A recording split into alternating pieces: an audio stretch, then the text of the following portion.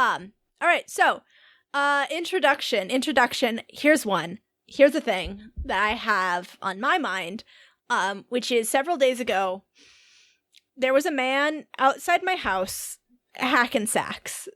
Hacking the sacks, you say? He was hacking sacks. He was doing... playing with the devil's balls, as they say. How many sacks was he hacking, Kat? Yeah, how many sacks? He was only hacking one sack, but the thing that was truly disturbing is I texted several people and I was like, there's a strange man, standing outside my house hacking sacks, and everyone was like, that seems normal. Kat, did you text me? No, I texted Sophia and I texted my other friend Hannah, and they were both like, yeah, that seems normal. Seems normal that there's a strange man hacking sacks outside your house. Wait, how close to your house was he hacking the sacks? He was standing at the bottom of the little stairs that go up to my house. So in your yard? Well, it's out on the sidewalk right in front of my yard. Was he one of your neighbors? No, I don't know who this man was. He was a strange man hacking sacks. For how long did he continuously hack the sacks? Yeah. Well, he hacked the sacks for probably 10 minutes. and then he just sat there looking at his phone. That is weird. That's very cursed. He's very cursed. So he had completed his hacking. His sacking ritual. His sacking. He sacked all the hacks. Had been hacked. He hacked all the sacks, and then he just sat there, and I think then my day at work ended, and I stopped caring about what was outside my window. This sounds like a bad Dr. Seuss book. It does. It truly does. It sounds exactly like that. The man hacked the sacks. Which sacks did the man hack? The lore sacks. The lore sacks. Oh, God. The man outside your window was the Haxler. And he's gonna learn a valuable lesson about, I don't know, consumerism or some shit. But then his double is gonna come and fuck him. I mean, well, Caitlin, that's subtext. That's subtext. Yeah, you're right. I'm sorry. That doesn't literally happen, but it does happen metaphorically. Right. I really have to say that I hate that I have to see, in the year of our Lord 2020, I have to go on that cursed hell site that is Tumblr, which I have never left, and I am seeing Onceler posts again. Yeah, because no one has anything to do. We all fucking cope in different ways. You know, sometimes you just want to see the fucking Onceler fuck himself once. Lure. Oh, I hate it. I hate it. I mean, if you're gonna ship anybody in that movie, it's Onceler x Lorax. I agree. Everyone's a coward. I mean, listen, everyone is a coward. It's clearly that is the ship. I mean, clearly, people are cowards, right? People are fucking absolutely. cowards. Can we just agree that people are fucking cowards? They are. Cowards. Absolutely fucking cowards. My name is Hannah Colbert, and I'm not a coward.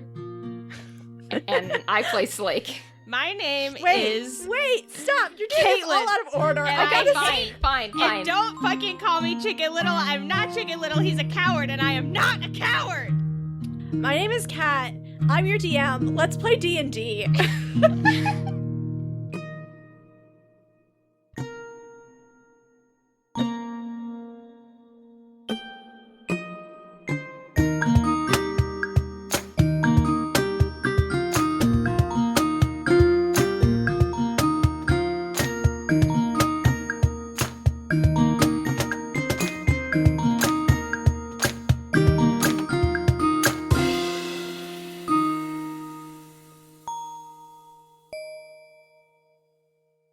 Corbin, you have a dream. It's your last night at the Horsemaster's Fields, and you haven't had dreams like this ever since you met Pavia. Your dreams haven't been bothered by things you can't control. However, this night, when you open your eyes, you are in the void. The darkness is absolute and physical, except for that river in the distance. The stars which flow across the blackness but shed no light.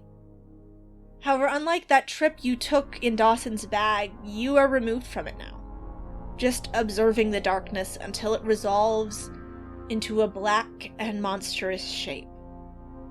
A wolf with inky black feathers and a crown of antlers. But there's no golden man this time. It's just you and it stares at you. Then takes a beat, and turns away and begins walking across the blackness.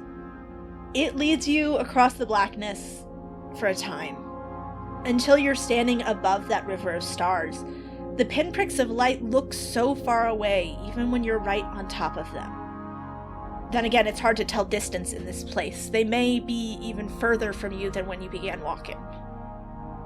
The beast bends its head down and opens its jaws, and then plucks a point of light as though it were a fish in a stream.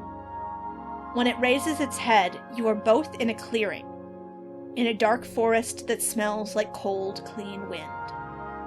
Your forest. Not too far from the clearing where you grew up. There are 3 people standing in a clearing, 2 of which you recognize. There's Buddy, only he's younger. Not much older than you are now, and he's pacing, running his huge hands through his dark green hair and making it stand on end. Demora, your mentor, she's standing on the other side, twisting her crow mask in her hands. The third is a woman in a deer veil, who is standing with her arms crossed. She pushes the veil aside in agitation and says, "Do you have a better idea?" And Buddy turns on his heel to look at her and says, "You're sure you looked at all the books in the library? Even the big ones?"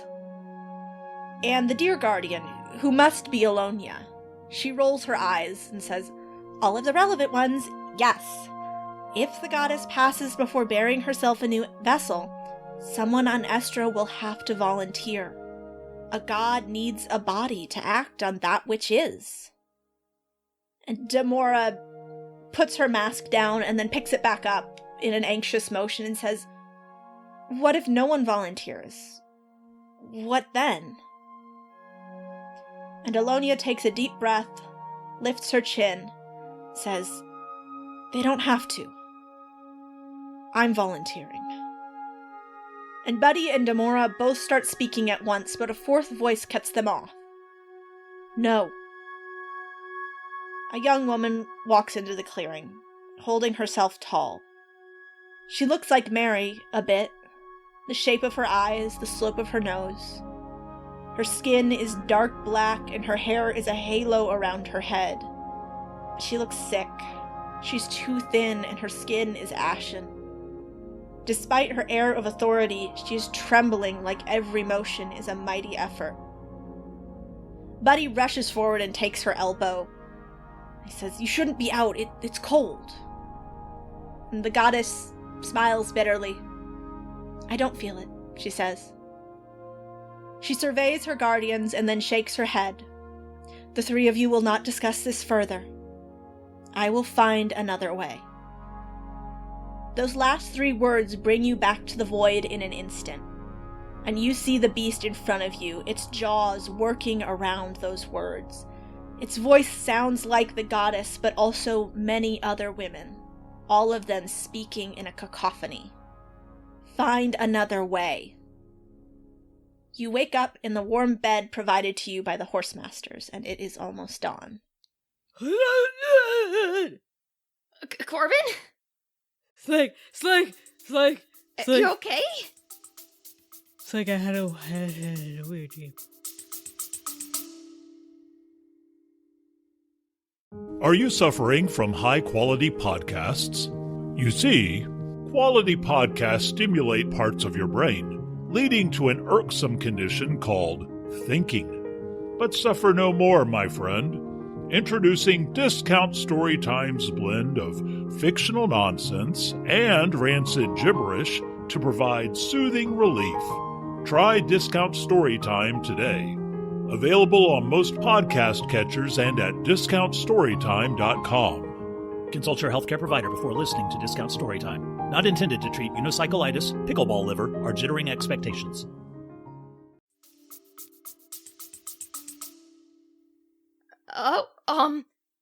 Weird, like weird prophetic weird? No, like old weird.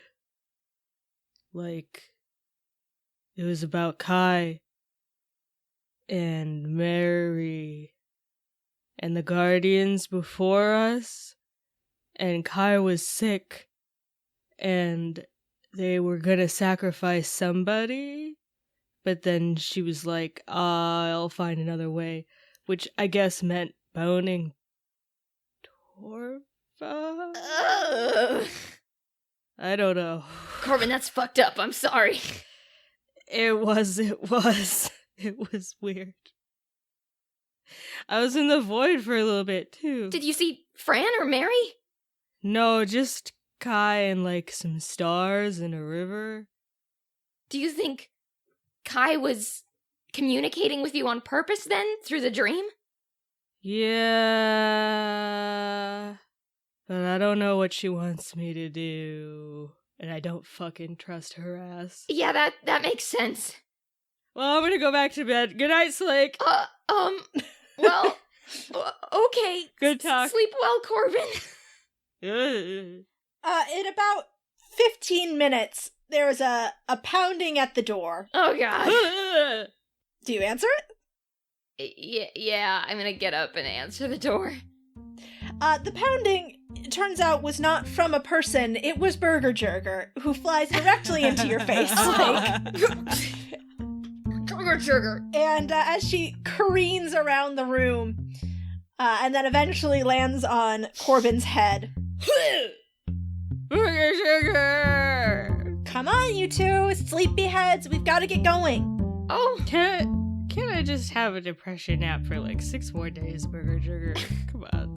That doesn't sound healthy, Corbin. Come on, eat your bugs. We gotta get going. You brought bugs? Well, no, you gotta go find your own bugs. I'm not your mom. Burger Sugar, why you make me work so hard to live? Corbin crawls out of his bed and then goes out to scavenge for grub. Literally. Literal grub. Literal grub, yes. I assume that the Horsemasters probably also provided some kind of like continental breakfast. Oh yes, when on your way out through the Horsemaster's Great Hall, you pass by a lovely spread of like porridge and dried fruit and toast. I'm going there. They have cold cuts?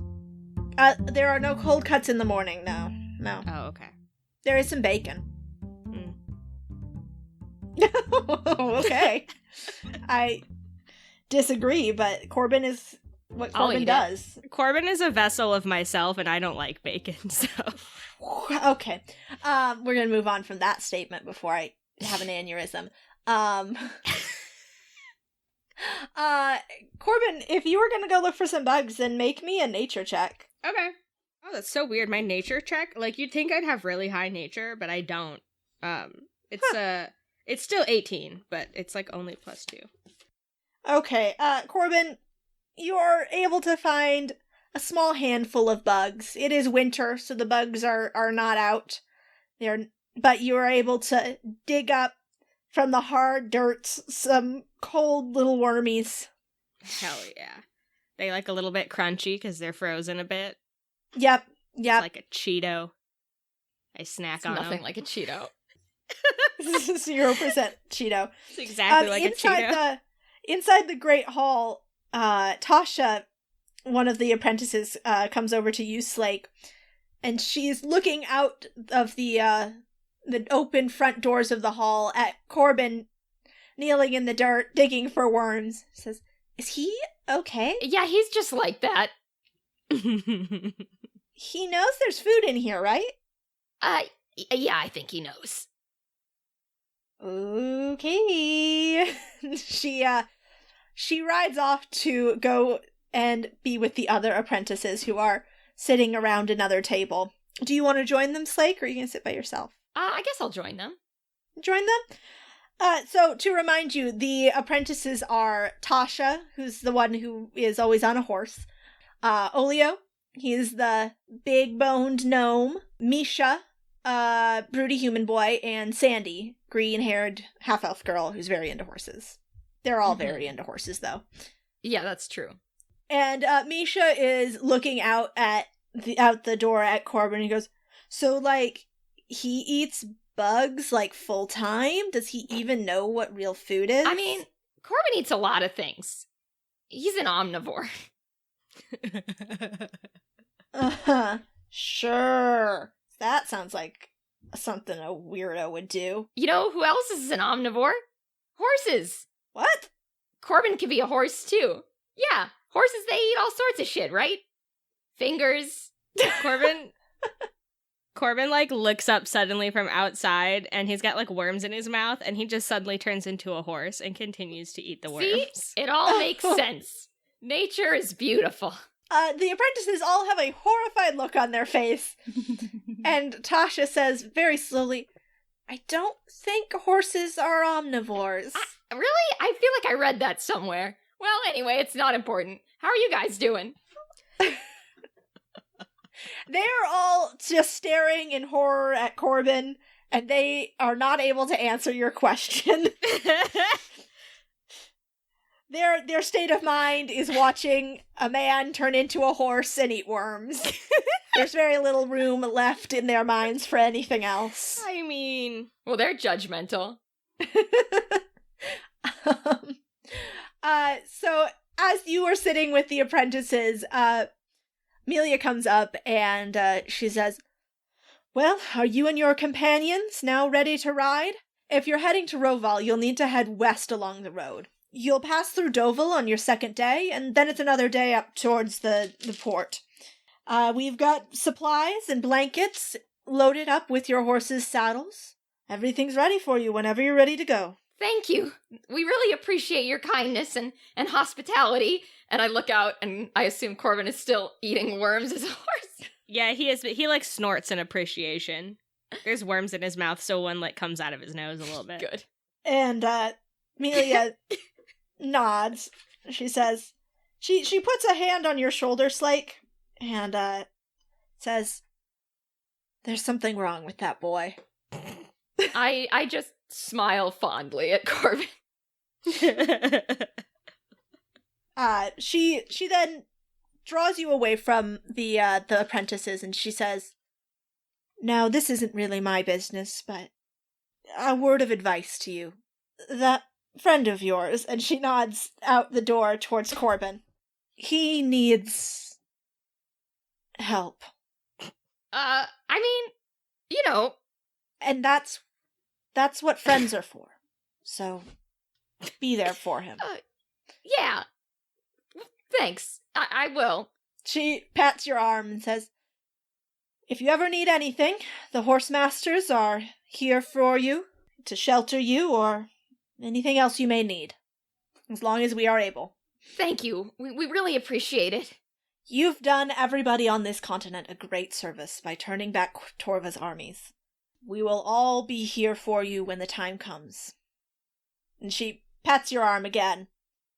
And then she looks back over her shoulder and sees that Olio has 2 pieces of bacon sticking out of his mouth like walrus tusks. And she goes, excuse me. And as you look over your shoulder to watch her go and see the walrus tusks drop out of Olio's mouth, as the 4 apprentices struggle to comport themselves with any measure of decency as their horsemaster approaches. So, are you guys gonna mount up and ride out? I mean, I think if we've been supplied, that makes sense to me. Yeah, I think I'm ready. Okay. You ready? I wanna meet my horse as a horse before I sure. get on to my horse as a human. So you head to the stables? Yeah. You find your horse. Sterling is the name Yes. you gave your horse. Mm-hmm. And Sterling looks you deep in the eyes and then shakes his head and turns Corbin? away from you. Corbin whinnies and, like, does a prance. He's like... Sterling seems unimpressed. Wow. Corbin turns back into a human boy, and you see sadness in his eyes. And Sterling bows his head to you with respect. Corbin, like, turns away and crosses his arms. This is a very, like, tense, silent conversation. Yeah. I mean, you have an amulet that can speak to animals. I don't need to speak to my horse. No. We're clearly and communicating perfectly well guys- right now. You are communicating. And Sterling, after you've looked away, Sterling nibbles at your hair a little bit. Aww. Aww. Corbin gives his little nose a pat. And Burger Jerker is up in the rafters, and she looks down and says, don't replace me with a horse. I would never, Burger Jerker. Don't even fucking joke about that shit. Can this thing fly? No. And Sterling tosses his mane and prances away. Oh, I feel like I'm in the middle of a divorce. A horse divorce. A horse divorce. They have a lot of those at a good party I went to. I love to eat a horse divorce. Oh my god, that took me so long. Oh, good one. Good one. Damn, you really got me. I want to say hi to my scary horse as well. Oh, yeah, yeah. I mean, you got to get them saddled up and loaded with the supplies. And so you go you follow Corbin into the barn. I want to give my big nightmare horse an apple or a carrot or something. Sure. Oh, your nightmare horse loves it. Your nightmare horse is very... Have you named your nightmare horse Not yet? yet. I'm waiting. I pat my nightmare horse and I softly speak to my horse friendo and I say, "Hey, horse friendo, I'm really looking forward to getting to know you better. And when you're ready, just tell me what your name is." The horse looks deeply into your eyes. And you understand the horse. It doesn't speak to you, but you understand it. And the horse is absolutely never going to speak to you. All right. We'll get there. But the horse does, nudge your face with its face. I love my horse. And Darius peeks up out of your pocket. Says, "Will this friend eat me?" And I look at the horse, and I say, "Unclear," and I put Darius back into my pocket.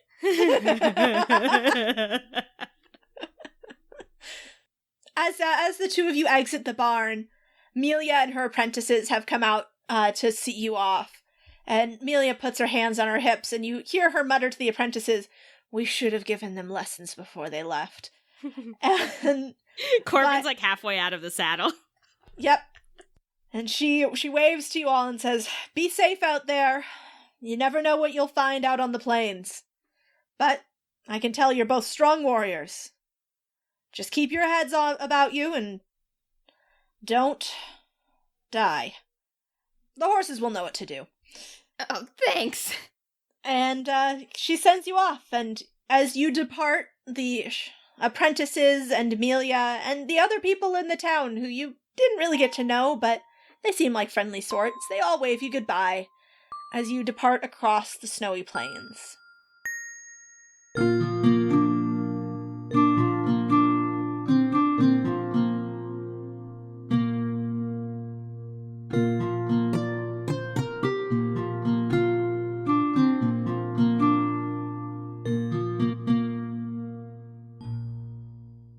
Oh, listeners, my listeners, is it that time yet again? The mid-roll upon us once more. It's me, your old pal Hannah, here to guide you through this liminal space in the podcast.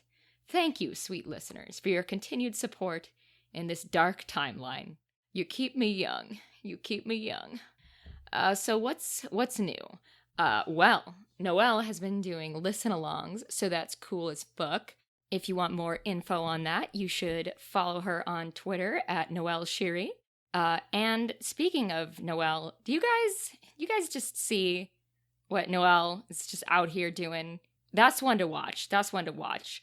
Noelle, does the music for our podcast and other music as well. And it's all just, you just want it blasted directly into your ear holes, let me tell you. But seriously, her music is amazing, and she just blows me away every time. So good news if your ear holes have a vacancy, because you can pre-order Noelle's new album, Dirty Calendar, at noelleshiri.bandcamp.com. And you're going to want to. Trust me. Your ear holes will thank you later. Also, another thing that is new, as some of you may have noticed, we do have a new vinyl sticker in the store. It's Corbin themed. I can't imagine who designed it, but I assume they must be very handsome and talented. You can snag that bad boy at damesanddragons.store. Speaking of things that you can purchase in our online store, we have a message from listener Cap'n Cakes, or possibly Capan Cakes, and it reads, "Hey Virginia the Dragon, look what I did. You're on Dames and Dragons. You're immortalized forever. I beat you to it, ha! I love you more than your Animal Crossing villagers do. Happy late birthday!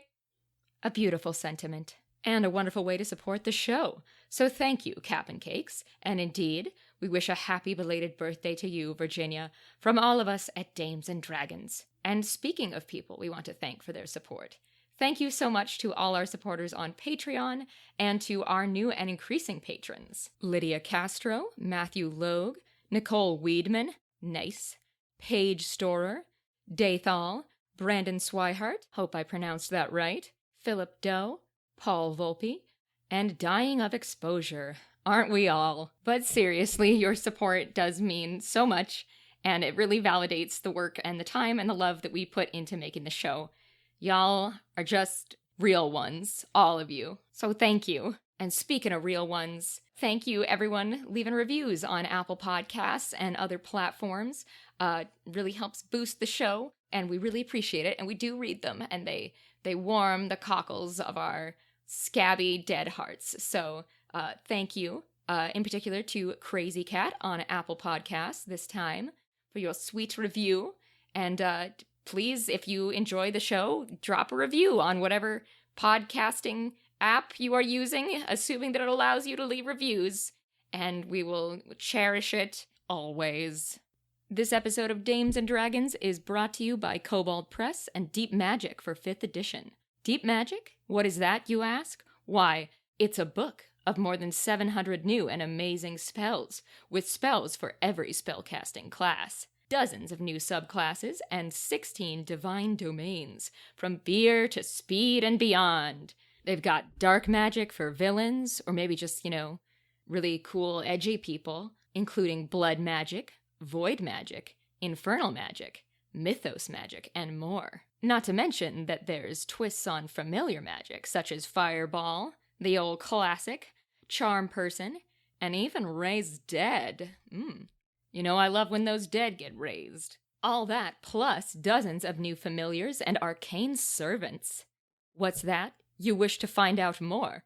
Why, simply head over to koboldpress.com and tell them DSPN sent ya. And if you need more content to help you escape the crushing weight of our present reality, maybe give a listen to another podcast from DSPN. Hey there, listeners. It's Shane. And Ishan, your hosts from the Total Party Thrill podcast, the newest addition to the Don't Split the Podcast network.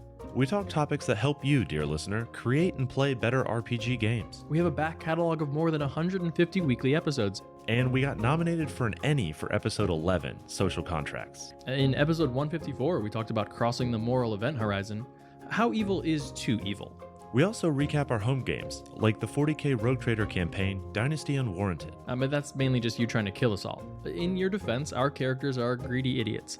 Don't forget the 3 years we spent in Eberron playing Morning Glory, your 5th edition D&D campaign. We also review new RPGs and books, and every episode we build a 5th edition D&D character in the Character Creation Forge. You might check out the Pint-Sized Punisher from episode 119, a halfling with a bad attitude, and 14 levels of Barbarian. So to recap, Total Party Thrill, RPG advice, campaign recaps, and D&D characters built by your dashing hosts every single week. What more could you possibly want? To get back to the actual show? Oh yeah, let me just hit this button, and here you go. Effervescent. And now, a message to Chantel. Chantel, the code word is Olive Maru. The sleeper agent is active. Go!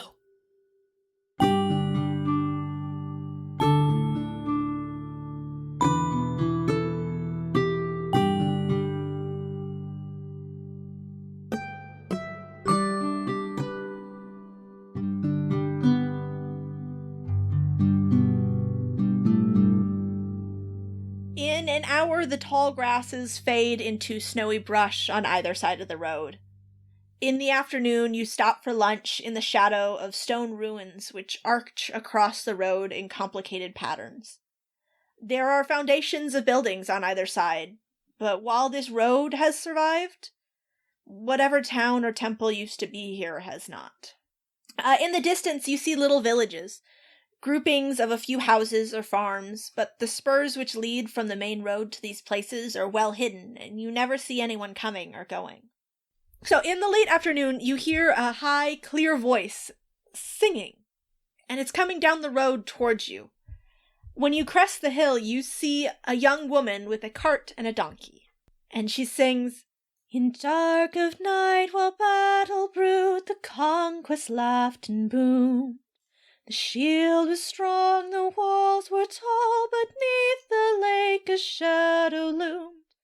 The broken blood of thunder made a sound upon the circle, till roar and screech of wings renewed a thunderous dragon scourge. Survive, survive, survive, survive.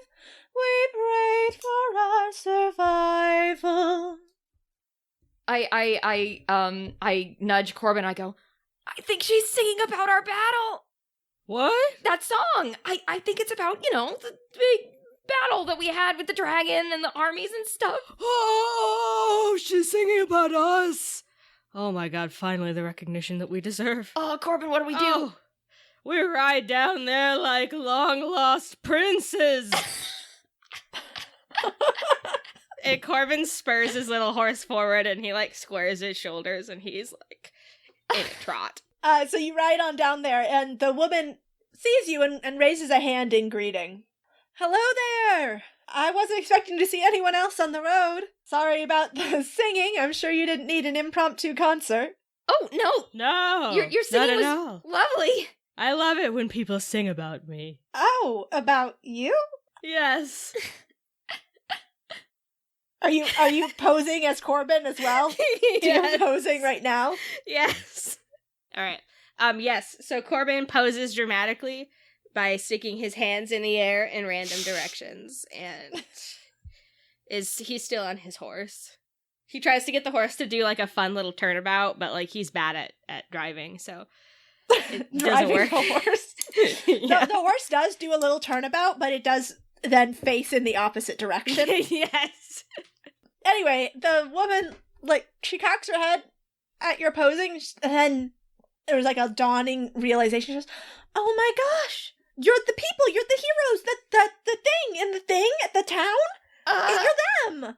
Yes. And then Corbin points at Slake and says, "They killed a god. I mean, I had help.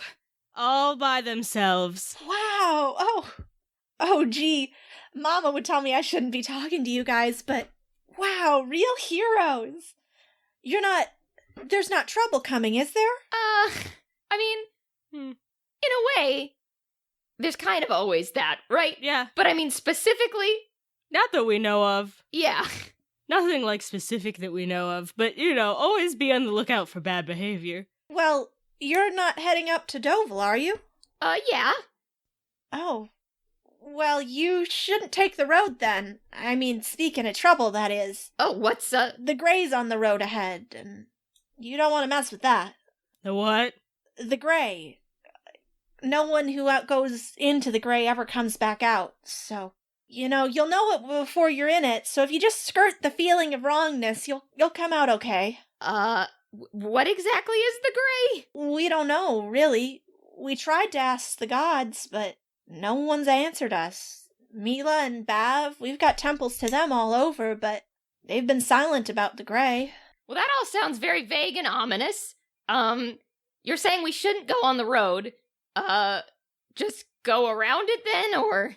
Yeah, you'll need to just skirt around the scrub lands. You'll have to leave the road, but it's really not too bad, especially if you're on horseback. Harder to lug a cart through, and she pats the side of her donkey. Is there anyone who would know more about this thing? She shakes her head and says, "No, nobody who's gone into the Grey has come back out. We lost a lot of good people in the last couple of months since it showed up. Including my brothers." Oh. What happened in the months preceding its arrival?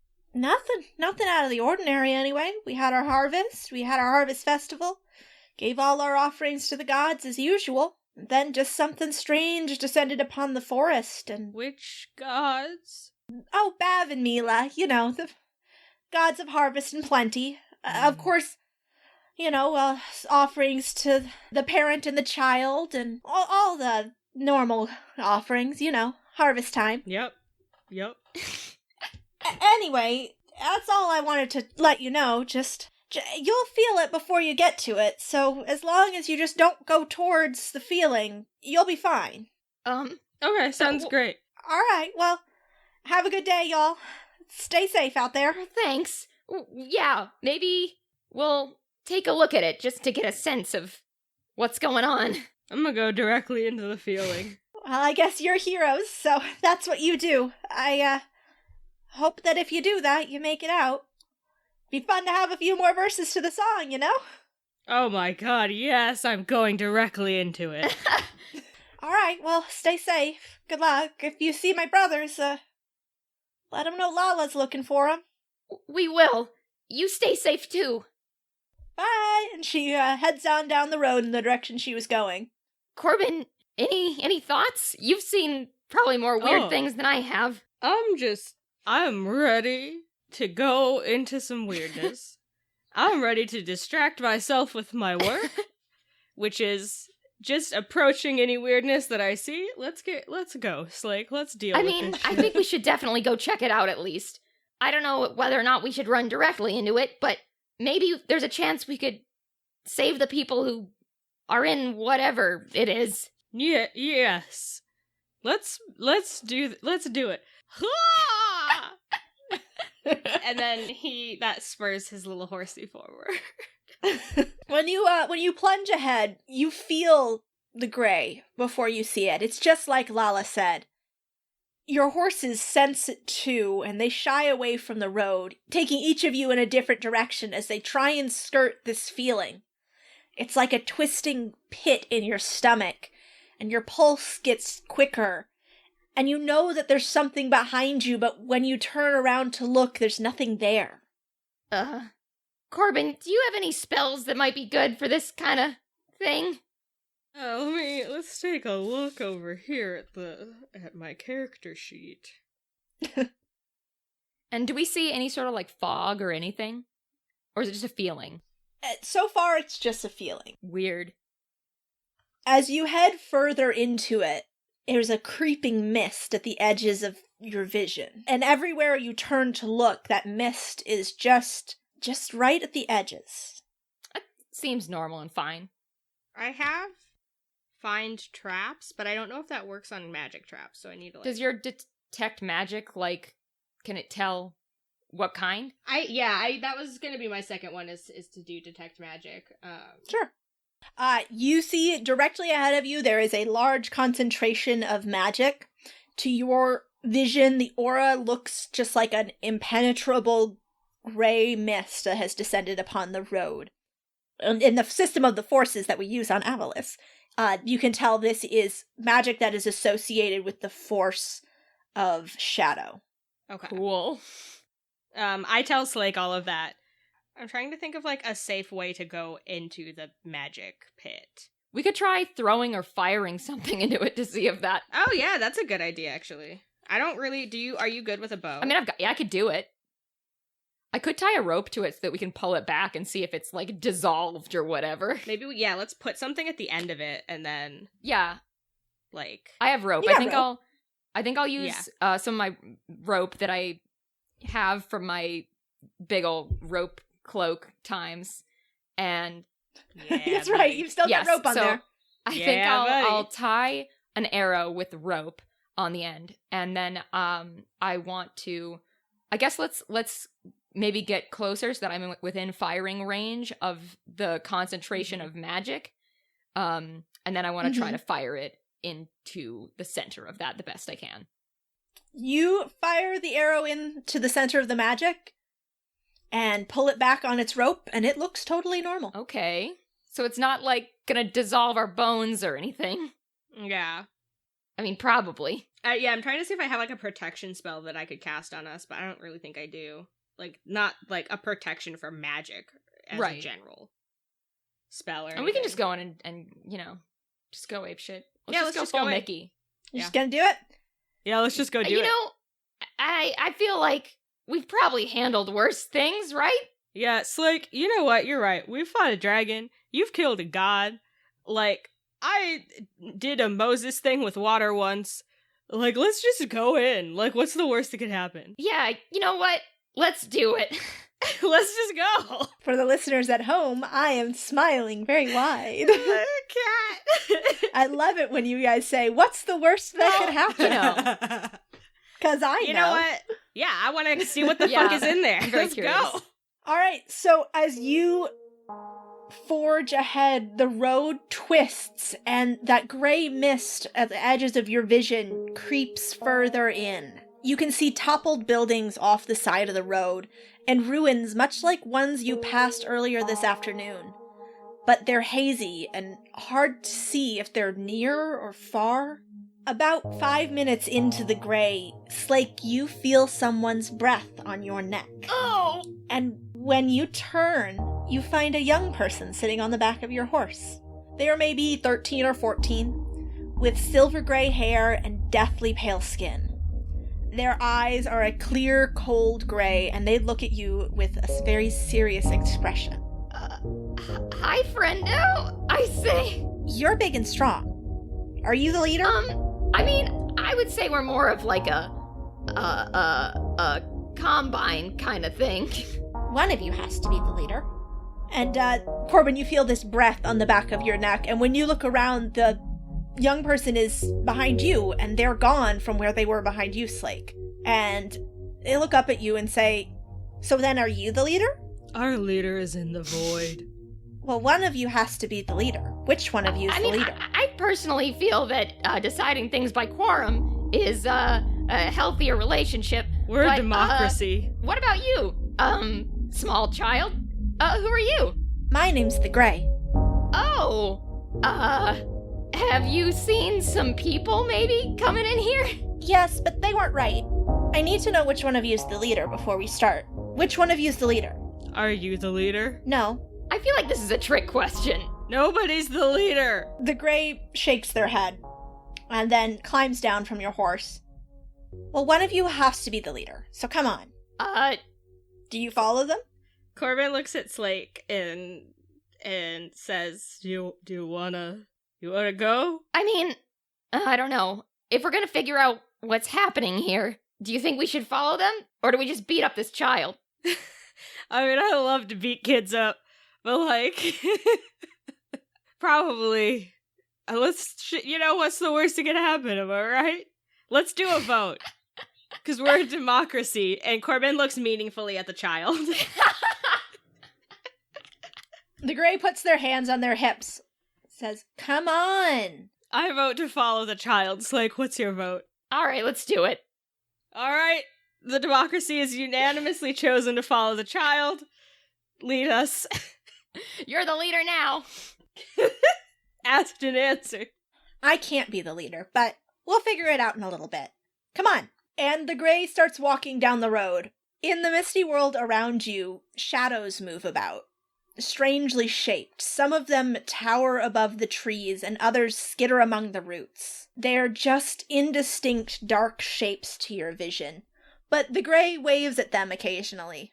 Those are my siblings, they say. What are their names? They don't have names. Only I got a name. Oh man, that probably causes some tension. Who gave you your name? My father gave me my name. Who's your father? Vasquez. And, that name means nothing to you, Corbin, but, it's like you recognize that is the god of shadows, the shadow maker, Vasquez. Oh, so you're a demigod then? The Gray just shrugs. I'm the Gray. Great. Great. Good one, Corbin. And I give Corbin a high five. Thank you. Hey! The Gray turns around and points to your necklace, Corbin. I know that symbol. I haven't seen that in a long time. You're one of Pavia's, right? You can go visit that which isn't. You can see the void. Oh. Yeah. Yeah, I saw it this morning, actually. Perfect. You're who I've been looking for. I just know it. Come on. Oh. Okay. And the Gray runs ahead into the mist. Corbin looks at Slake and says, "Oh, does the democracy vote to continue following the child?" I mean, why not, right? Yeah, okay, we're in agreement. The democracy will proceed. When you emerge from the mist, you find the Gray waiting in front of a temple, deep in the woods. deeper than it feels like you've gone into this wood. The columns lining the road crumble around you, held up by vines and trees that have grown into and around them. These columns lead to a small stone building, which the Grey walks into and then pops back out and says, "Come on, this way." Is this your house? "No, come on. All right. It's where my dad is." Oh, okay. Hey, Please, Slake, go ahead. quick question, the Grey. Is your dad, is he prone to say, I don't know, like trapping people in some sort of weird unreality or separate plane of existence, and, never letting them leave? The Grey shrugs. "Come on." Okay, because, are we... What are you... Are we helping you right now? Is that kind of what's going on with you and us? Is that the deal? The Grey sighs and, rolls their eyes and does a big 13-year-old sort of tantrum, and says, "Come on. Yeah, you want to help, then help. You have to come with me." Okay, because we'd love to help you, but we would, super appreciate it if, you could just tell us you weren't gonna, do anything that led to us never being able to leave here. We need, even a little bit more information on what we are helping you with. You need to help me get my dad back. What's wrong with him? Okay. He's gone, and I need to get him back. If we help you get your dad back, and let's just say hypothetically you had a bunch of people that were maybe stuck in kind of your whole big gray magic cloud here, would you maybe let them leave? Well, none of them were right, so I guess they can leave. Okay. But only if you two are right. What happens if we're not right? Okay. Then we all stay here. It's but it's okay. We're right.